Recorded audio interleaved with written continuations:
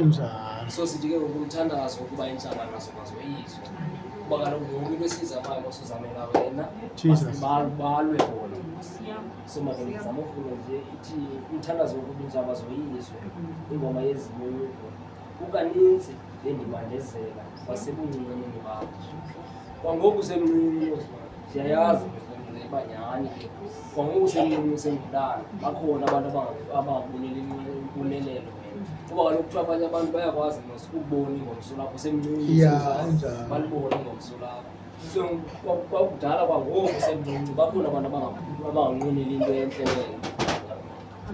Kukaninzi bendibandezela kwasebuncinaneni kukaninzi bendibandezela kwasebuncinaneni bakho abangayithile noko abalimi balima entlanga bayolula indima yabo uYehova uzingisa izinqule izitya zabo ngeendawo mabadani babuye umva uba mabadani babuye umva kuba uyazama wena ngoku uzamayo wena siyayazi uba hayi awuphili wedwa ngasemhlabeni. So siyacela ukuba mabadani kuba xa uphumelele bazawudala uba uphumelele njani singakhange simnqwenele loo nto leyo uphumelele njani kuloo nto eyongayo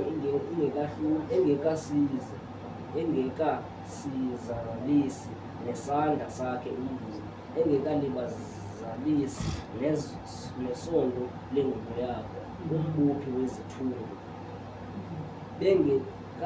bengekathi nabadlulayo intsikelelo kaYehova mayibe kuthi thina bazalwane thina abantu sizicelayo uba siyayifuna nenkonzo lena siyafuna ukwazi ngoThixo. So sizocela yena uThixo uba makabe nathi ahlale nathi asikhusele xa sicela kuye asiphendule izinto zethu sizicela kuye asiphendule sikwazi ukuthi hayi ndinje namhlanje nguloThixo haleluya wathi wandiphendula.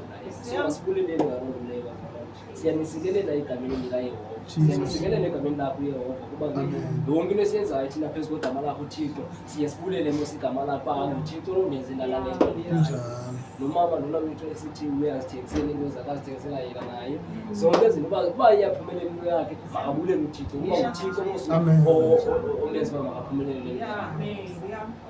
Amen.